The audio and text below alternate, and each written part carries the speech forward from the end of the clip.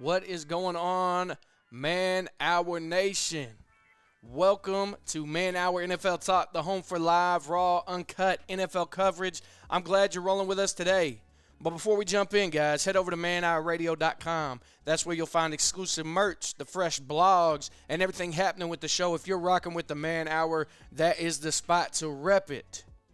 Make sure you like, share, and subscribe so you never miss a show.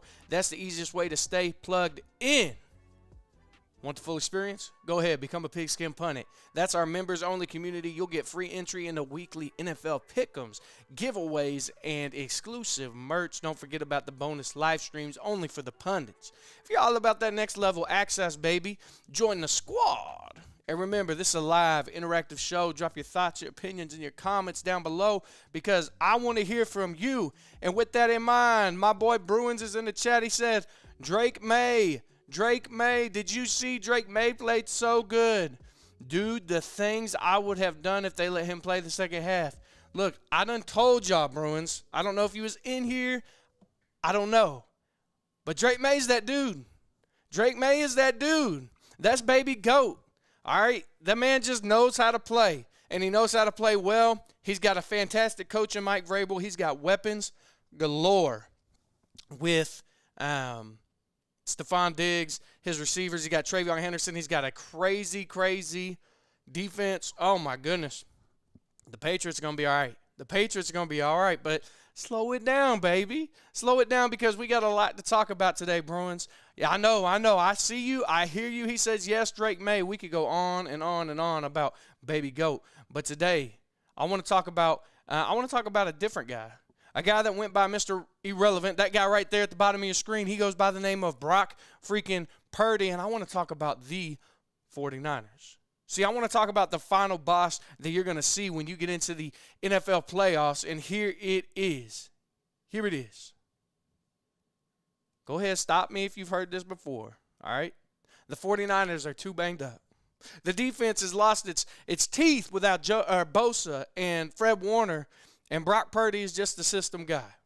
Well, let's check it out because after what we just saw last night on Sunday Night Football, guys, against the Chicago Bears, a 42-38 game that was an absolute slugfest, it's time to throw that system talk out the window. It's time to get it out of San Francisco. This team is 12-4 for a reason, and they've won 6 straight, including the one they took on last night against the Chicago Bears. Guess what? They're 1 win away from clinching the NFC's #1 seed. So here's exactly, let me jump into it and tell you exactly why San Fran is the real deal as we head into 2026, my friends. So buckle up, strap on, here we go. It's about to get crazy over here. The first reason is this. It's primetime Purdy, baby. He's evolving. He's changing as we see it. I mean, right before our eyes, Brock Purdy's doing something crazy. Take a look at the numbers. He's had back-to-back 5-touchdown games. He's the first 49er to do that since Joe Montana or Steve Young? Nah, scratch that. He's the first ever in 49ers history to have back-to-back 5-tutties. All right? He isn't just managing the game. He is dictating it. He is writing the story from start to finish. Since coming back from that toe injury, he's posted a 136.1 passer rating. Whew! When the pocket breaks down, he's just throwing it away. Just kidding. He's finding George Kittle. He's finding George Kittle in these tight windows or tucking in for a first down. And when he couldn't find George Kittle last night, they got their backup. I'm trying to think about how you say his name. Tongas? He was out there balling out like he had never missed a beat, guys. He's playing with a level of calm and the chaos that you only see from guys who have been there. You only see from guys with 3 Super Bowl rings. Brock Purdy, he's going to be a real freaking problem for the 49ers. Let's talk about the other man that we ain't got to yet. When we talk about the San Francisco 49ers, he goes by the name of Christian, but we like to call him here on the show CMC, and he is breaking physics, guys. McCaffrey is 29 years old. He's leading the NFL in touches. Let me say that again.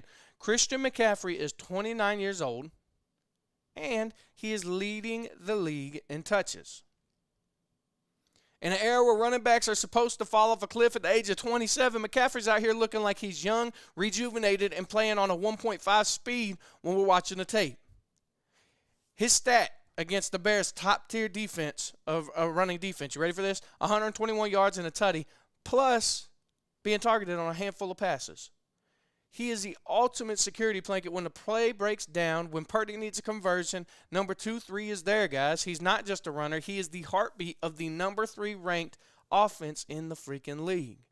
You pair that with Brock Purdy, who's playing lights out right now. You pair that with my boy Kyle Shanahan, who I was just talking to my friend last night. He's a Bears fan. We were watching that game, and he told me, he said, "Dog, I'm gonna be real with you. The Bears are gonna lose this one." And I've had this one circled. I've been nervous about this, so I really think the Bears are gonna lose. And I say, here's the deal: when you get down in the stretch, you cannot count Kyle Shanahan out. I don't care what his record is. I don't care what the season's looking like. If Kyle Shanahan has a pulse, if he has a heartbeat, all right, he's going to make waves when it comes to playoff football. And guess what? He's going to do that. But pair Brock Purdy with that. Pair CMC with that. And then I want y'all to take a look at the defense, because we wanted to write the defense off when Bosa went down and Fred Warner went to IR. But in comes this guy named D. Winters. In comes this guy named Malik Mustafa. This unit may not have the same sack totals as they did last year, guys, but they are opportunistic. This boy Winters had a 74-yard pick six last week. All right? It's not a fluke. It's a symptom of a Robert Saleh-led scheme that thrives on all gas, no break. They are 11th in points allowed, despite missing 2 Hall of Fame talents, of which Fred Warner is very reasonable to say Fred Warner's going to be back for playoffs, y'all. Like, having an impact player like that, oh, my goodness. Here's the bottom line. They don't punt. Like, literally, they went back-to-back games without a single punt for the first time in the modern era. If you can get Kyle Shanahan's offense off the field, you're going to beat them in January. But here's the deal. Nobody's able to do it. The only time Kyle Shanahan's offense is coming off the field is after they score 6, baby. So here's the deal. If they beat Seattle next week, the road to the Super Bowl goes through Levi Stadium. You heard it here. And here's the deal. I don't see a single team in the NFC, not the Eagles, not the Rams, not the Packers, not the Seahawks, who want to get off a plane in Santa Clara. Because the 49ers are the real freaking deal, y'all. The 49ers are the real freaking deal. But I want to jump into the weeds a little bit. I want to jump into the weeds before we move on, because after that massive win over Chicago, the 49ers have turned Week 18 into a high noon showdown, and we're going to talk about that a little later in the show. Forget the calculators. The scenario for San Fran is as clean as it gets, ladies and gentlemen. The winner takes it all Saturday. The winner takes it all. This Saturday, the Seattle Seahawks come into Levi Stadium at home against San Francisco. And, y'all, it's not just a rivalry at this point. It's a battle for the throne. It's a battle for the throne. Win, and the 49ers are the 1 seed. And everybody knows it's hella hard to play in San Francisco against a good San Francisco team. If San Francisco wins, they clinch the NFC West.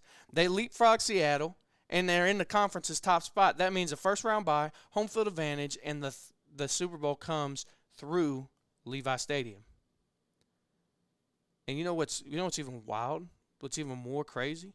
This year's Super Bowl is actually being held at Levi Stadium. The number 1 seed could theoretically allow the 49ers to play every single postseason game, including the Super Bowl, in their own building. They wouldn't have to pack their suitcase. They wouldn't have to get on a plane until February. That's crazy. That's crazy. But I want to hear from you guys. But before, here's the deal. If they lose this game, they lose against the Seahawks, check this out, they will go down to 5 or 6 seed. They'd be hitting on the road on a wild card weekend, likely traveling to face the winner of the NFC South, which is going to be a great game this week against the Tampa Bay Buccaneers and the Carolina Panthers. Or if they somehow tie, which is possible, we saw the Packers and the Cowboys do it this year. If they tie, Seattle takes the division based on their superior overall record. The Niners would settle for a wild card spot. But, ladies, gentlemen, boys, and girls, I want to hear from you, Man Our Nation. Let me know in the comment section below, are the 49ers actually legit? Do you think they're legit? That boy James Frank's in the chat. What's up, James? He says, Drake May is so nice. Look at what happens when teams don't give up on a young guy and let him grow. Take note, my Brownies. Hey, that's what we talked about a couple weeks ago. Shadur's that guy. The Browns need to hold on to him. They need to hold on to him. It's a system guy, and not Purdy is a stud. Dude makes plays when they need them. Don't sleep on him. I slept on him, James Frank. For years, I've slept on this man. For years, I slept on this man, said you put anybody in that system, they're going to thrive just like he's doing. And guess what? He proved me wrong yesterday. He proved me wrong yesterday. Because I watched that man do things, crazy things. On the 4th down play in the red zone, when he scrambles out to his left, bop, bop, makes 2 Bears defenders miss, finds his boy, bloop, little teardrop for 5 yards, end zone tutty. I was like, oh my gosh. This man's on fire. This man's in a league of his own. Who's going to stop him? Oh, you're going to stop him? Well, here's Christian McCaffrey. Here's George Kittle. Here's Jawan Jennings. Here's Ricky Pearsall. Guys, it's the 49ers is crazy. They're crazy. Buck's in the chat. He says, your boy, LOL. Yep, my boy. My boy. My boy, Bo. When is Fred Warner due back? He is due in the playoffs, James. He is due in the playoffs. James Frank says, Sam Darnold has proven me wrong, so by turning Sam Darnold has proven me wrong so far by turning his career around. I think he's pretty good, but if he goes into San Fran and beats him, I'll never doubt the dude again. Yeah, there's a lot to be proven here, man. Because at the end of the day, like, I was thinking the same thing about Caleb yesterday. And when it came down to it, he didn't get it done. Like, that's what distinguishes good quarterbacks and great quarterbacks. Like, Josh Allen, for instance, last night. I don't know if y'all watched his game. He had a chance to score the 2-point conversion. His boy was booty butt naked open in the end zone. And instead of planting his feet for a second and throwing it, I know he's got a defender at him. I understand that. But the dude's getting hit either way. But instead of doing that, he jumps up, throws off his back foot, and it's 2 yards in front of, I think it was Coleman. Like, dog. When it comes down to it, the quarterback I want right now in my squad to get things done is probably Brock Purdy. He is doing crazy things, and if it's not Brock Purdy, it's going to be Drake May. And if all else fails, it's going to be Bo Nix. All right? And y'all can hate on me all you want, but that's just the way it is. All right? James Frank says the 49ers are legit. Yes, they are, James. Yes, they are. The 49ers are here, and they are here to stay. And I'm telling y'all now, watch out. The 49ers ain't leaving home until February. But anyways, let's move on to our next segment of the show, Man Our Nation. But don't forget, like and subscribe. Remember, we are live Monday through Friday, 7 p.m. Eastern Standard Time on youtube.com/Man Hour. I want you to join the conversation. This is a live, interactive show. All right, with that said, let's move on to our next section. Our next segment today is about somebody that's near and dear to me, because y'all know I can't go a show without talking about them. And that is my Green Bay Packers. But it's not what you think, Chet. I have been on here hyping the Packers up. I have been on here drinking the Kool-Aid. I have been on here telling y'all what is up and how good and great the Packers are and how they're going to run the table. And here's the deal. I want to talk about the Packers. They look like they ran out of life. Yes, they're technically a playoff team. They've locked in the number 7 seed, but let's be brutally honest, they're not entering the playoffs. They're being dragged by their hair. They've lost 3 straight. They gave up 300 yards on the ground to Baltimore. Oh, my goodness. My boy Derrick Henry was a freight train all night long. He did not slow down. He took no hostages because he killed everybody that got in his way. And I'm going to be honest with you guys. I'm a Packers fan. And I'm not going to give any other Packers fans hugs. I'm going to tell you how it is. The 2025 season for the Green Bay Packers is already over. This isn't a slump, y'all. This is a straight-up collapse. So let's dive into why the Packers season is over. Let's go with the glaring issue in the room, the massive elephant. That is the injury to Micah Parsons, because Micah Parsons' injury was a black hole. All right, I got on here and talked. The defense got to step up in a big way, and guess what they haven't done? They have not stepped up in a big way. They have done quite the opposite. They made the boldest move of the year, all right? Made the boldest move of the year trading for Micah Parsons, all right? And he did really great, and it worked for a while. But then he went down with the ACL tear in Week 15, and the defense hasn't just regressed, y'all. the best way to put it is this defense is flat out evaporated. And here's the reality check. Without Parsons, there's zero pressure. Rashawn Gary has gone 9 straight games without a sack. 9. We've been putting out missing posters throughout Green Bay and the surrounding areas wondering where in the world Rashawn Gary is. Because the man's gone 9 games without a sack. 9. Then let's talk about the embarrassment factor. They allowed 307 rushing yards to the Ravens last Saturday. Derrick Henry did not just run on them, guys. He used each one of those defensive players as a freaking treadmill. And here's the deal. If y'all can't stop the run in January, you might as well not show up to the playoffs. Okay? You got a lack of leadership. There's not a single person on the defense, and Micah Parsons went down that's going to step up. And we got veterans there. You got Xavier McKinney, a veteran safety. All right? You've got Edrin Cooper and Quay Walker, who are in their third year. You've got guys in there that are ready to step up, but for whatever reason, they have not. And, guys, it's flat out embarrassing. Then we look at this other glaring issue for the Packers, and it's this rhythm that Jordan Love can't seem to get in. All right? We look at the calendar, and Jordan Love's not played a full game since December 14th, guys. Between the concussion protocol and the shoulder issues, he's been a spectator on the sidelines.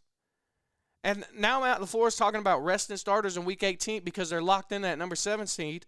So guess what? That means Jordan Love is going to go a full month without a meaningful snap before he has to travel either to Philly or to Chicago for a wild card game. I mean, that's what it's going to be. You can't flip a switch on. You can't flip a switch on and just expect the timing and the chemistry to be there when you're in the NFL. Especially when your red zone efficiency has cratered to 1-9 over the last 2 weeks. That's one trip out of 9 you got scores. This offense is cold. The freezer door is stuck shut, guys. Josh Jacobs ain't done nothing. I mean, it's code red, Packers fans. It's code red. The ship is going down. The ship is going down, and the last thing is this. You know, this is the 3rd year in a row Green Bay settled for the 7th seed. And we're starting to sound like Cowboys fans. I ain't going to lie to y'all. I hate to say that. Oh, it's our year. It's our year. Like, we got Jordan Love. We got Micah Parsons. It's our year. I hate that I'm starting to sound like a Cowboys fan, but I am. Well, here's the deal. The rest of the NFC North has moved forward. The Bears are legitimate contenders. The Lions, they're not a powerhouse, but they made a quick run for it, all right? But they got Jared Goff, who's booty cheeks, all right? And the Vikings are just, I mean, the Vikings won the season because they won a game with a total of 3 yards passing. I mean, that was excellent. But the Packers are stuck in neutral. They're road warriors who never actually win on the road when it matters. Okay, they play down to the teams that they play, and they can't play up to the teams that they're playing against. They become a number 2 seed. No, they don't. They are the team that everybody wants to see in the playoffs. They're a get-right game for the elite teams. Philly and Chicago are licking their chops going, can I please have the Green Bay Packers? The season average through the first 13 weeks, you want to hear this? The record for the Packers, the first 13 or 14 games. No, week 1 through week 13. 9 wins, 3 losses, 1 tie. Since then, 0 wins, 3 losses. Okay?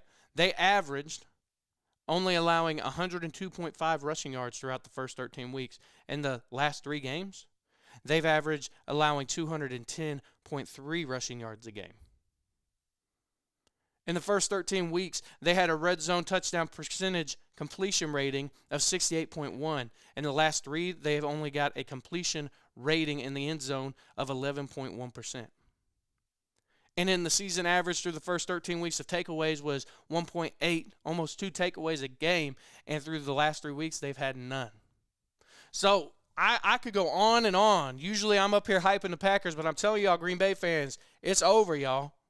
It's over. It's over. All right? It is over. But I want to hear from you, Man Our Nation. Do you think the Packers are done? Don't forget to subscribe. Hit that like button. And remember, we are live Monday through Friday, 7 p.m. Eastern Standard Time here at youtube.com/Man Hour. Join the conversation. This is a live and interactive show. My boy James Frank said Packers are done. That dude Malik Willis needs an opportunity to start in the future. Raiders, Miami, or Jets, get this man and let him prove who he is. James, you've been reading my mind, brother. You've been reading my mind because I've been saying that for the past 2 years, and then like when Jordan Love went down, I looked at my wife. I was like, now Malik's going to, like, he's gone. Like, he's not staying with Green Bay because he's going to tear it up. And he has been tearing it up. Here's the deal, and we're going to talk about this a little later on in the show. Malik is not the franchise quarterback for the Packers. Jordan Love is. They paid the man $220 million. Like, Jordan Love is better than Malik Willis. Okay? Malik Willis has shined. But here's what I'm going to tell you guys about that. Teams don't know how to game plan for Malik Willis. Okay? Right now. But when he starts 12, 13, 14, a whole season, they're going to start learning how to game plan for Malik. I don't know if he's going to be as successful, but Malik should be given the chance to start somewhere, okay? He should get a chance to start somewhere and show that he's that dude. Micah got his surgery today. Prayers up for him. He is a dog. Yes, he did. He went and got his ACL repaired today. I tried to give him one of mine to come back sooner, and they just didn't allow it. It wasn't a match. But he did get it done today, all right? So we're hoping and we're praying for a speedy recovery. Electric Restoration, he said, what's up, y'all? Also, the Bears. The Bears, are we saying the Bears as in they're good? Are we saying the Bears as in they lost last night? Electro, I don't know. Oh, you're a Cowboys fan, that's why. Okay. James Frank, the surgery was today. Prayers will be sent for recovery. He will always be a Cowboy no matter what. He won't. He'll go win a championship with Green Bay, something that the Dallas Cowboys will never, ever do in the next 50 years, bro. And then James Frank says, nah, you can't put that on Goff. That's on Dan Campbell. Brother, James, my friend, let me explain something to you. There were 6 turnovers in that Lions game, 6 of them, okay? It takes 2 hands to count 6, okay? 5 of them were Jared Goff's. I think he threw 3 picks and 2 fumbles, or 2 picks and 3 fumbles. 5 out of the 6 turnovers were on Jared Goff. You could say, oh, it was on the handoff. He's the quarterback. The ball was in his hands. Jared Goff is butt cheeks, dude. Booty butt cheeks. And I've been saying that. And I just sat back and I laughed and I smiled because here's the deal. I was right. Jared Goff, you got Amon-Ra St. Brown. You got Jameson Williams. You've got Jahmyr Gibbs. You got David Montgomery. You got Sam Laporta. You got all these linemen that are supposed to be so good and so great. And you out here turning the ball over 5 times for a total of 6 turnovers as a team, 5 of them which fell in the hands of your quarterback. Get out of here trying to tell me Jared Goff is good. No, wrong, incorrect. Jared Goff is garbage. Garbage. He said, I told you last time you were on here the Bears would win against Green Bay, and you said, we'll see. Well, the Bears. Yeah, you're right. You're right. I am man enough to say you were right. The Bears. But I enjoyed watching them get beat yesterday. I did. But it's time to move on. Just kind of like the Jets are going to be doing this year from this guy right here, Aaron Glenn. Here's the deal. I just spent 10 minutes talking about the 49ers and the excellence and the Packers collapsing, but I want to talk about a team that's not even in the same zip code as repetitive right now. I want to go to the New York Jets. And I know, Aaron Glenn was supposed to be the homecoming king, a former Jets great, a disciple of Dan Campbell, and the man who was supposed to bring that kneecap-biting grit to Florham Park. But he's went 3-13 this season, and it's looking like a 17-week car crash in New York, y'all. The writing isn't just on the wall, it's etched onto the turf at MetLife. And here's why. Let me break it down for you. Here is why Aaron Jones' tenure as the Jets head coach is effectively over, and he will be one and done. So let's jump right into it. Let's talk about the historical failure of this defense. Like, this is crazy. Like, when the 2 coaches left, the 2 coordinators left Chicago, we talked about we talked about Ben Johnson going to the Bears. We talked about how he's this offensive-minded genius and he's going to do great. And we talked about Aaron Glenn and how he's this defensive-minded genius and he was going to do great. And I talked with a couple people and I said some people are better as coordinators and some people are better as coaches and some of them don't transition back and forth. So let's see what happens with Ben Johnson and Aaron Glenn. And so far, Ben Johnson looks like he can transition into a coaching role where Aaron Glenn looks like he should just stick to being a coordinator. Aaron Glenn is a defensive mind. That is his calling card. That is his style. He was hired to fix a unit that lost its identity, but instead, he presided over one of the most statistically embarrassing defenses in the history of the franchise and really in the history of the NFL. So let's jump right into it. Guys, we're going into Week 18. We're going into Week 18, and the New York Jets have 0 interceptions. 0. They're on the verge of becoming the very first team in NFL history to go an entire season without a single interception. Like, that's wild. I don't know who they're playing this week, but I would run the ball 150 times and make sure they don't get an interception. I would. Then, on top of that, in the last month, the Jets haven't lost. They've been dismantled. 4 straight losses by 20 points or more. Oh, my gosh. You can lose in the NFL, but when you're losing by an average of 27 points in a game on December, you've lost the entire freaking locker room. Second of all, there's just excuses flying all the way around in this place. Last week, after getting smoked by the Patriots 42-10, they treated the Jets like a scout D. Glenn stood at the podium.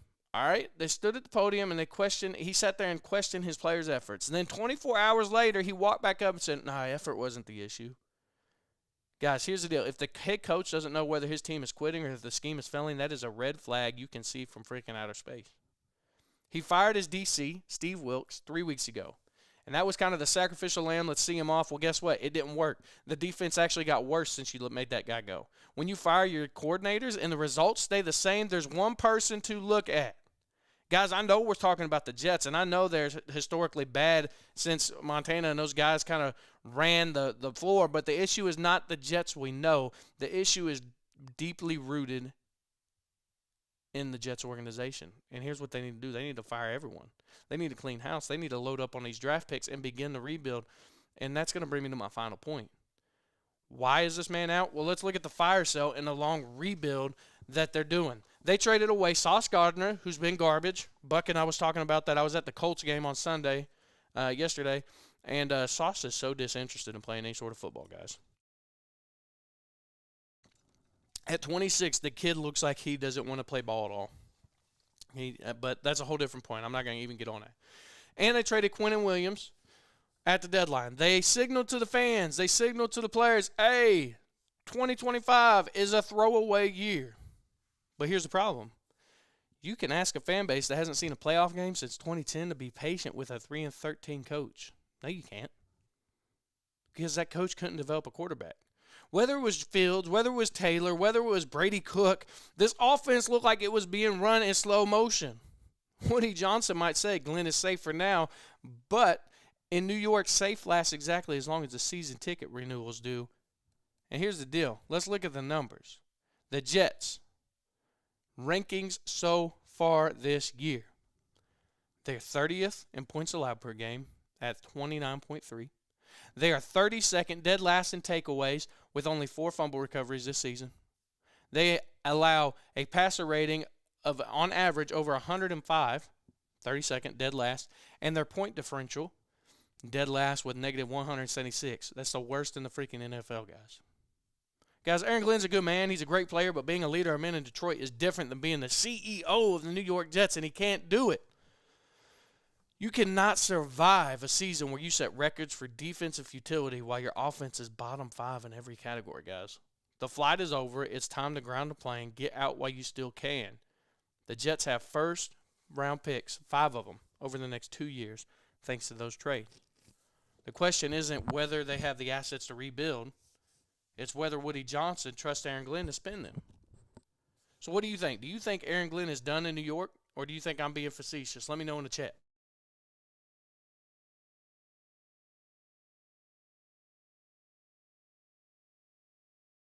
Do you think Aaron Glenn is done in New York?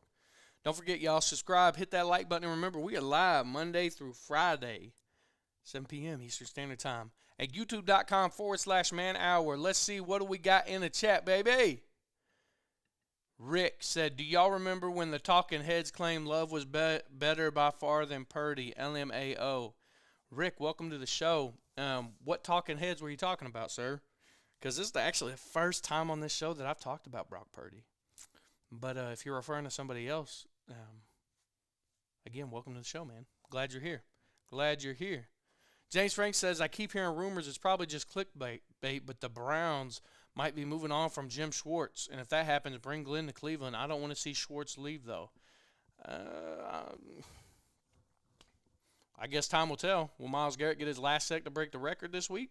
If not, if he doesn't, Jim Schwartz may be out. That's just the bottom line. That is just the bottom line. Rick said in the Jets organization blames Salah. Salah is his last name. Salah. And I don't think they did. I think they just understood that their organization needed a rebuild. They just needed a rebuild. James says, I feel the Jets' pain, but I don't think he's done. Why, though? Like, why wouldn't he be done, James? What do you think he has to offer the team? Like, their defense is kind of in pieces, okay? What is he going to offer the team that he already has tried to do? Like, are they going to go just get studly draft picks that are going to change the trajectory of the team? Or do you fire him now and just say, all right, new guy, whatever you want to do, let's go big. Let's do it. Let's get it done. I mean, I don't know. I don't know the right answer or the wrong answer. All I know is this. Aaron Glenn is going to be done by the end of the year. And he's going to find himself in a coordinator position somewhere else. But don't forget, y'all, to subscribe, hit that like button. Remember, we're live Monday through Friday, 7 p.m. Eastern Standard Time at youtube.com/man hour. But let's move in to our next segment here on the show, and that is the Week 18 matchups that I want to talk to you about. Because these matchups, guys, we got some fire matchups coming up. You want more? Good. Because Week 18 isn't just about a football Sunday, y'all. It's a 12-hour heart attack. We've got division titles. We got number one seeds. We got literal survival of franchises on the line. Let's go deeper into the 3 games that are going to set the world on fire this weekend. So strap on, strap up. Here we go. The game of the year. Game of the year is going to be Seattle Seahawks at San Francisco 49ers. That's it. It's the season finale of the NFL. It's Saturday night, 8 p.m., ESPN. If you have plans, call them up and cancel them, y'all. The stakes are high. It's a 13-3 Seattle team versus a 12-4 San Francisco team. If the Niners win it, they take the NFC West in the 1 seed. If Seattle wins, they make history with 14 wins and they secure home field advantage. But let's talk about the injury ward, because the game is a war of attrition. And for the 49ers, all eyes are on George Kittle and Trent Williams. Kittle missed the Chicago shootout, and Williams went down on the first snap. The word on the street is Kittle's going to be pushing the play, but if Williams' hamstring doesn't hold, Brock Purdy is going to be running for his life against a Mike McDonald pass rush that leads the league in pressures. But here's the deal. Keep an eye on the over, 49.5. Keep an eye on it. The Niners have gone over in 3 straight. Their defense is currently a bend but don't break unit that missing Bosa. On the other side, Sam Darnold is having a career year, guys. But he's thrown 4 picks in his last 4 games. If the Niners can bait him into one early, the roof might come off of Levi Stadium. But I want y'all to watch out because that is going to be the game to watch this week, Sunday, 8 o'clock, Levi Stadium. San Francisco takes on the Seattle Seahawks. The second one.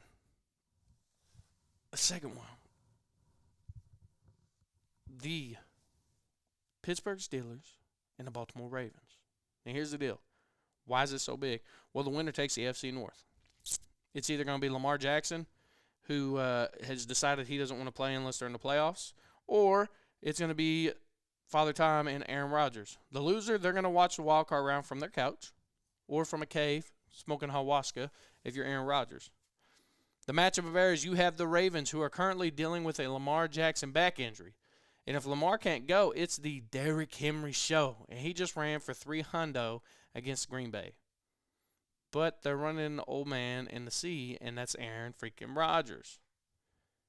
And he's got everybody in the Steelers organization still believing in the Steelers. He's doing just enough to get Mike Tomlin to keep his job. He's 42 years old, but he's playing with a nothing-to-lose attitude that has Pittsburgh fans dreaming of another Lombardi. Woo! Here's the deal. The Steelers are a 3.5-point home underdogs. It's a divisional game at night in the cold with Rodgers. I'm taking the Steelers, dog. Rodgers loves being the underdog. Loves it. And the last game that I want y'all to hone in on, that I want y'all to buckle up on and make sure you check out is this game against, I want to call it the king of the trash heap. It's going to be the Carolina Panthers at Tampa Bay, and I know, the NFC South is a freaking joke. But this game at 4:30 on Saturday is going to be a high-level drama for one reason. B. Rice Young. Young has the Panthers on the verge of their first divisional title in a decade. He's finally looking like a number one pick, but they have to go through Baker Mayfield, who lives for games where people count him out. Here's the factor. If Tampa wins, the Falcons are still in the mix. If Carolina wins, they're the 4 seed. The winner of this game likely hosts the 49ers or the Seahawks in the wild card round. Can you imagine a 13-win Seahawks team having to travel to an 8-9 Carolina team? Beautiful and cruel, but it's all happening in the NFL. By Sunday at midnight, the bracket will be set. We will know if the road to the Super Bowl goes through the fog of the Bay or the Emerald City of Seattle. Get your popcorn ready. It is going to be a bloodbath. But let me know what you think, man hour. Which game are you most looking forward to this week?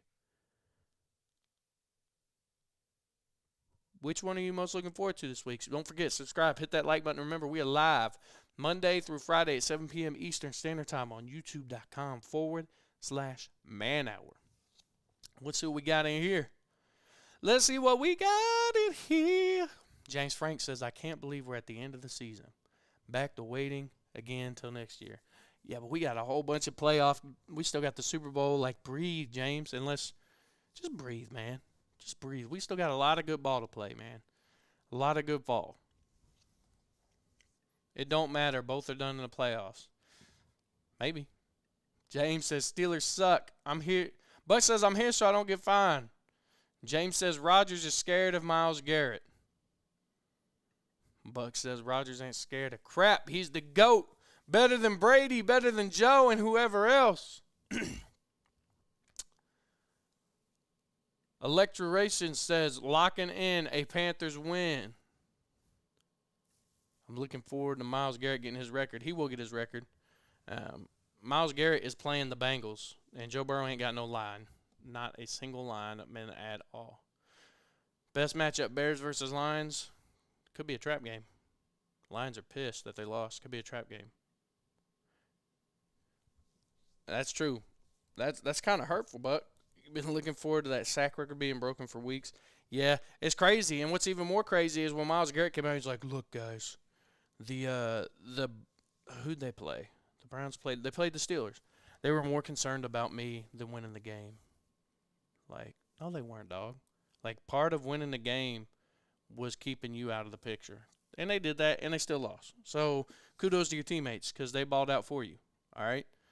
But, ladies, gentlemen, boys, and girls, it is time for a little segment that we like to call here at Man Hour Overreaction.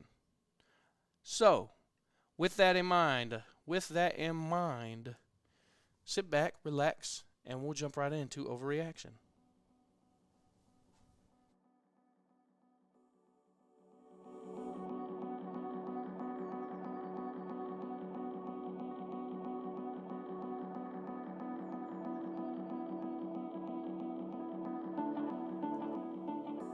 All right.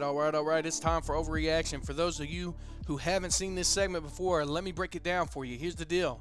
I'm going to throw out a hot take, maybe a bold statement, or an intense reaction to something going on in the NFL world, and we're going to decide if it's an overreaction or actually if it's spot on. If we think it's an overreaction, we're going to call it out. We're going to say, slow it down. That's a little too much. It's about dialing it back, seeing things with a bit more perspective, but if we think it's legit, we're going to agree. We're going to roll with it. We're going to talk about it, have a good time, and we're going to say, you know what? That's not an overreaction. Say that's reality, and here is why. So, ladies and gentlemen, boys and girls, without further ado, let's jump right into Overreaction and start with this man right here, Travis Kelce himself. And here's the deal. My first overreaction of the night. You ready for this? You ready for this right here? Travis Kelce is going to retire after this season. And the verdict to that is, shut up. It's an overreaction, dog. Y'all get it. The rumors are swirling. The Chiefs' season has been an absolute nightmare. Mahomes is out with ACL tear, and the team is missing the playoffs for the first time in a freaking decade. Travis just walked off the field at Arrowhead on Christmas looking, well, like a man who was saying goodbye, right? So is this the greatest of all time at tight end hanging it up? Is it over for number 87? Now, hold on. Before you come at me with, oh, Shay, he's 36. Shay, he has a podcast. He's got a billionaire fiance and all these different arguments. Hear me out. Hear me out, y'all. There's a sour taste factor in this whole situation because that boy Travis Kelce is a competitor. Because he told Tony Gonzalez in an interview that this season has left a sour taste in his mouth. And the greats like Kelce, they don't just go out on a 6-10 season when they're watching the playoffs from a suite. No. He's a ride-off into the sunset guy, not a limp into the garage. He's motivated. He's a Pro Bowler. His 11th straight Pro Bowl, by the way. Here's the deal. Don't forget about the Mahomes pact, okay? You think Travis is going to leave Patty Mahomes while Mahomes is rehabbing on a shredded knee? Nah. There's no chance. He loves Mahomes too much. These two are joined at the hip. If Mahomes is coming back in 26 to reclaim his throne, like I told y'all last week, Travis is going to be right there with him as his safety valve. He's already said if he plays, it's Chiefs or nobody. And my last point in this is the record books. He's sitting at 11 consecutive seasons with 50-plus receptions. He's chasing Tony Gonzalez's all-time record. He's still productive. He had 839 yards and 5 tutties this year despite an offensive collapse. He's not done physically. He's just a little frustrated. Here's the reality. Does Travis Kelce got a lot going on off the field? Absolutely. He's tired of the grind? Maybe a little bit, but he's a football player at his core. Expect one more year, a last dance contract in 2026. Once Mahomes is cleared, he isn't leaving the party while the lights are out, y'all. But let me hear from you. Do you think Travis Kelce is done yet or not? He says GOAT is done. GOAT is done. Sadly. No, he's not, dog. GOAT is not done. And let me tell you why the GOAT is not done. And I just did. Bruin says Drake May. Bro, we done talked about him already. Get out of here. Buck says if he plays again, it won't be in KC. That sucks. Where do you think he goes? Where do you think he goes, dog? They ain't letting that man go. That man's KC through and through. He's through and through KC. Electro says give him 2 more years. I think they'll do a one more contract, a 1 more year contract and call it. James Frank says he'd look really good in his hometown uniform. He said it was always a dream to put on the brown and orange. I can dream he'll be back in KC. Manhire says Bengals? Who wants to go there? Oh, no, Joe Burrow's getting out, though. Joe Burrow's getting out, and he's going to go to the Minnesota Vikings. Y'all heard it here first. Joe Burrow's going to go to the Minnesota Vikings. I'll catch in with y'all once the season starts next year and he's there. But let's keep moving on through our overreactions to this guy right here by the name of George Kittle and the 49ers. And here's the deal. The 49ers are going to the Super Bowl. That's a fact, Jack. That's a fact, y'all. Look at the bracket. The 49ers beat the Bears on Sunday night. They control the 1 seed. They beat Seattle this Saturday. The road to the Super Bowl never leaves Northern California. Golly day. San Francisco is 10-1 as a favorite for this season. You're asking him, a team like the Rams or the Eagles, to come into Levi's Stadium, a place where the 49ers haven't lost a meaningful game in 2 months, and beat a rested Kyle Shanahan team? Nah. It's not just unlikely, y'all. That's historically improbable. Improbable. And that's the bottom line. Brock Purdy is on a God tier right now, guys. He's not a system quarterback. In the month of December alone, Purdy has a 136.1 passer rating. He's completing 75% of his passes right now over the last 3 weeks. And in the playoffs, you need a quarterback who doesn't turn the ball over and can deliver on 3rd and 8. Brock Purdy is currently the most efficient on 3rd down in the NFL. When the game is on the line, he's a surgeon, and that's how you win 3 games in a row in the month of January. Plus, you got Christian McCaffrey. He just put up 181 scrimmage yards against Chicago. He looks fresher in Week 17 than he did in Week 1. And with a first-round bye potentially, woo! He gets an extra week to recharge the batteries. Healthy McCaffrey is essentially a cheat code that ensures the 49ers' floor is the NFC Championship. The floor. Their ceiling, the Lombardi on their 50-yard line, y'all. The Super Bowl is being held at Levi Stadium. The number 1 seed is sitting on their front porch. The offense is averaging 35 points a game, guys. Call this an overreaction? Go ahead. Nah, it's facts, Jack. Kelce stays. He plays again. The Niners are heading home for the big game. But what do y'all think? Is that crazy? Buck says overreaction. Overreaction. He said, Electro, you really think that Kelce will play to 39? Lecter says, I think he will get a last year at KC, then pull a Brady. I don't think Kelce will come out of retirement, if that's what you're saying. I think once he's done, he's done. Like, dude's going to go get fat, get a nice beer belly, and he's going to just go right off in the sunset. So, what team besides KC is Super Bowl ready? I mean, every team that's in the playoffs, but KC's not in the playoffs. So, let's see. That needs a tight end. The Eagles? You think Goddard's the Eagles could use a tight end. The Patriots could use a tight end. The Broncos could use a tight end. I don't know.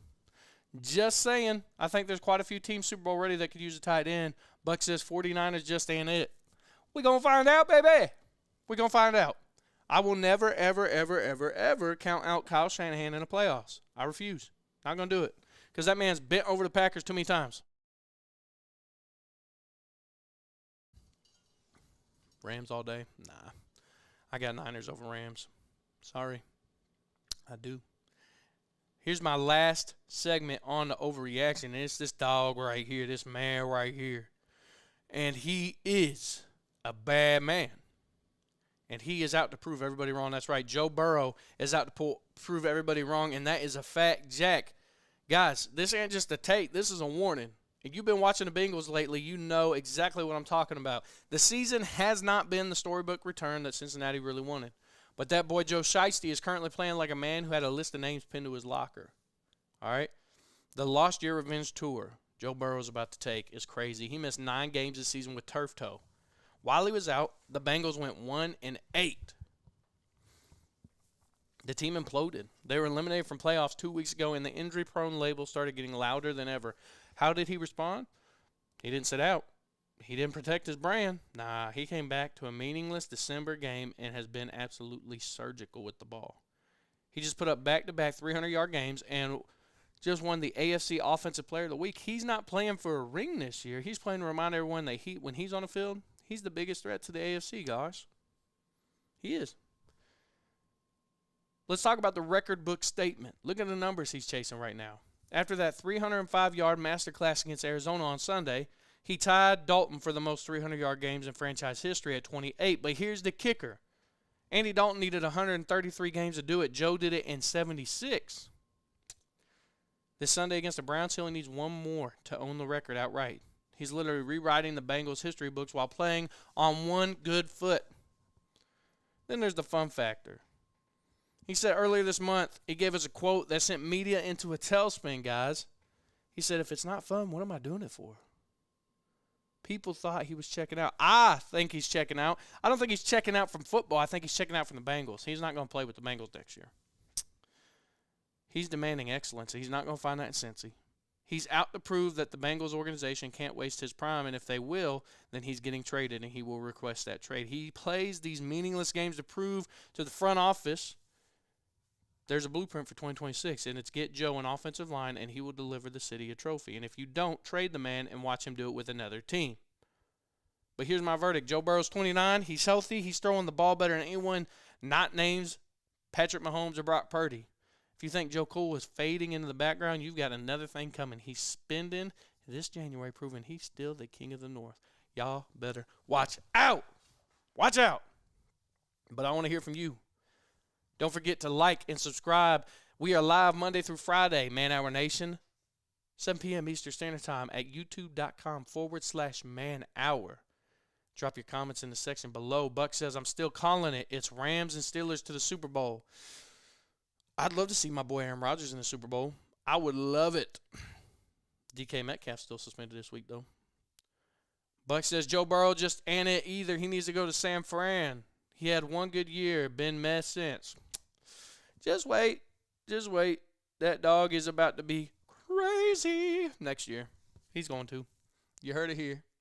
But we're going to move into our final segment of the show, ladies and gentlemen.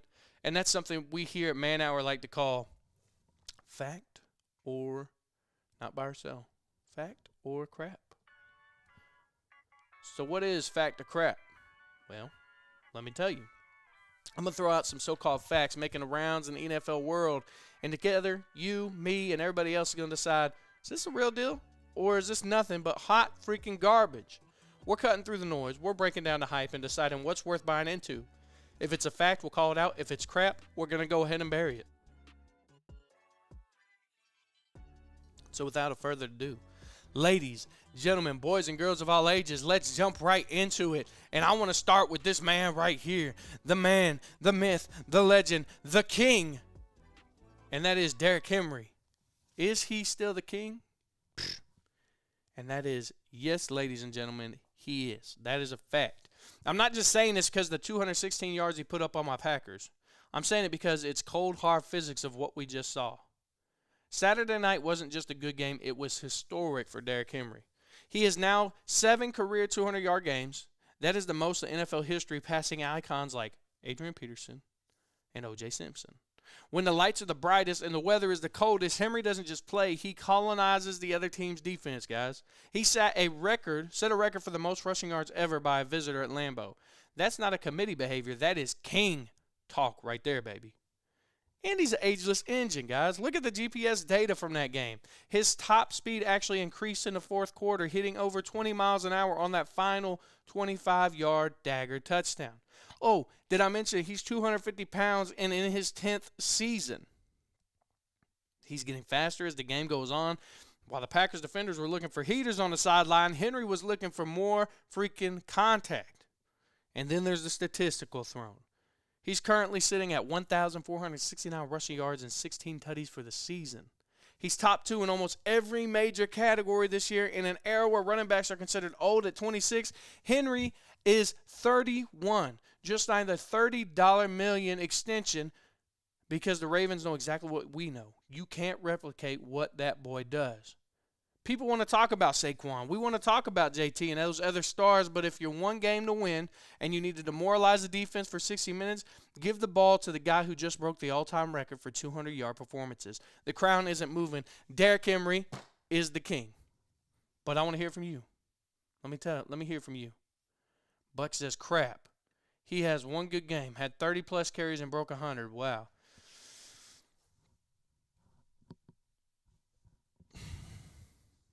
Buck, sit down. Sit down. Derrick Henry is a dog. He's a king. He is a man amongst boys, and he gets it freaking done.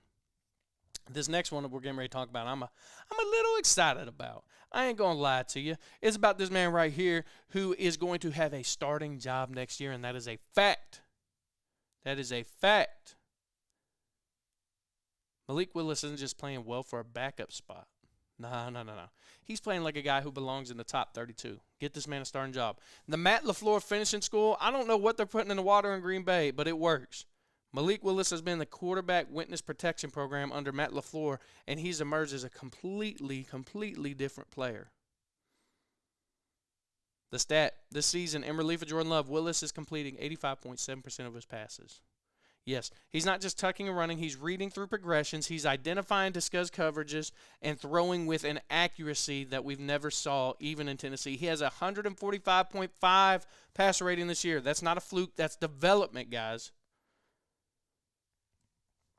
The 2026 free agency vacuum is looking nice. Look at the landscape for next year. He's an unrestricted free agent in 2026. Who else is on the market? An old Aaron Rodgers? A banged-up Daniel Jones? The 2026 draft class is considered one of the weakest quarterbacks drafts in recent memory, If you're a Pittsburgh Steelers fan, a New York Jets fan, or Arizona Cardinals, and you see a 26-year-old dual-threat quarterback who can throw for 280 and run for 60 and asleep, you're not just calling him. You're bringing in a blank check and saying, what do you want to come here? All right? And here's the big game. Here's the proof. Saturday night against the Ravens was his audition for the rest of the league. And against championship-level Ravens defense in the freezing cold of Lambeau, he was the best player on the field for Green Bay by a long shot. He's proven he can handle the pressure of win-in atmosphere, and you can't teach that kind of composure. He's going to go ahead and get the start again this week against the Minnesota Vikings, guaranteed, while they let Jordan Love rest. But here's the deal. Here's the reality. Is he going to be the starter in Green Bay? No. J. Love is the $220 million man, all right? But Malik, he used his time in Wisconsin, put together the greatest bridge starter resume in the freaking world. He's going to get paid this March. He's going to be under center for quarterback-needy team in Week 1 starting, and I cannot wait for it because I am a big, big Malik Willis fan. But I want to hear from you.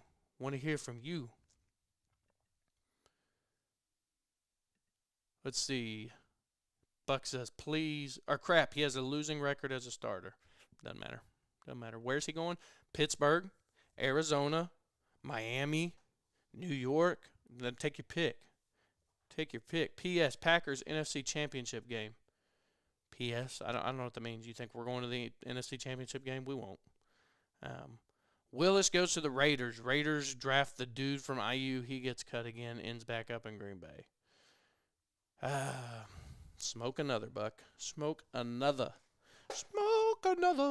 I about just died right there. My chair decided to go back. All right, ladies, gentlemen, boys and girls, it is the last segment of our show. In fact, a crap, and it's these guys right here. I don't know if Wes is in here or not, but Wes, my take I'm throwing out today is, are the Saints going to be okay? And that's crap, dog. It's crap. I hate to be the bearer of bad news for the Who Dat Nation, but okay is a fantasy right now for y'all. The Saints aren't just in rebuild. They're in a financial and structural straitjacket. Why, you ask? Well, they got dead money, and they're sitting in a guillotine with it, all right? You want to know why this team can't go over the hump? Because they're paying for ghosts. The Saints are carrying $108 million in dead money this year. That's nearly 40% of their entire budget going to players who aren't even in the building. Derek Carr retired in April and left behind a $36 million bill for 2026. You cannot build a competitive roster when you're playing with 60% of the salary cap that everyone else has. Then we look at the veteran cliff. Look at the cornerstones of this franchise that the Saints want to hold on to. Cameron Jordan is 36, and Demario Davis is 36. Alvin Kamara is 30. These aren't just vets. They are legends who are nearing the end of the road. While Kellen Moore has found a rhythm with Tyler Shaw lately, the defense is held together by aging stars, guys, who won't be there when the reset is actually finished. You're watching the final sunset of a great era of football, not the dawn of a new one. We still got a long way to go. They're in this loop, too. By winning 3 games in December, the Saints did one thing a rebuilding team should not do. They played themselves out of a top 2 pick. They're probably going to be around 5 or 6 in a draft where you need a foundational franchise-altering talent. Goodness gracious, the Saints are once again stuck in the middle. Too good to get a savior, too bad to make the playoffs. Yes, Kellen Moore is a great hire. Yes, the defense has played better lately, but okay in the NFL means you're competing for the wild card. The Saints are at least 2 years and $150 million in cap clearing away from being okay. Right now, they're a team in a beautiful city with a very ugly balance sheet. Guys, New Orleans is not okay. They're in a long-term recovery ward. Buck knows it. He says the Saints suck. James says, sheesh, sounds like my Browns. Like, they make candy at your pocket with no wrapper tasty. Like, that's wild. They make Phillip Rivers look good. They make the Broncos look like a Super Bowl team. They make Drake May look like a starting quarterback. I mean, golly day. Hear me out. Saints are going to be a dark horse with Tyler Shaw. Give it 1 year. I heard you, and I dismissed you. Because they ain't going to be squat. It's over. Y'all can talk about Tyler all you want, but he ain't that dude. He ain't that guy. I hope Willis doesn't go to New Orleans. Man, I'd hate that for him. I'd hate that for my boy. Put him in Pittsburgh. Let him eat. Let him eat. I'd go get me a Pittsburgh Malik Willis jersey. Hands down. Let that man eat. But, Man Our Nation, it's been a ride. It has been a ride. And I have enjoyed every waking moment with you guys tonight. I have. But as we close tonight, I want to say, like they say in the Jets front office, another season we'd like to pretend never happened. We've laughed, we've cried, we spent way too many hours analyzing the hamstring tightness of men who make more in a weekend than you and I make in a decade. But hey, baby, that's the beauty of the NFL. It's the only place where a 31-year-old king can run through a wall, a system quarterback can become a surgeon, and a coach in New York can turn 0 interceptions into a statistical art form. But before we go, I got a few reminders for you. To the 49ers faithful, please stop checking the Super Bowl ticket prices. You're just going to get hurt. To the Packers fans, Malik Willis is officially available for your birthday parties and your bar mitzvahs. Just don't ask him to play behind that O-line. And to Joe Burrow, if you're watching, Joe, please, for the love of the game, wear both socks right side in on Sunday. Guys, the regular season is ending, but the chaos is just getting started. I'm going to go find where the NFL keeps the official script for the playoffs so I can finally win my office parlay. But from all of us here at Man Hour, thanks for riding with us today. Stay safe, stay faithful, and remember, if your team loses this weekend, there's always the draft. Unless you're the Saints. In that case, you may try pickleball. Good night, guys.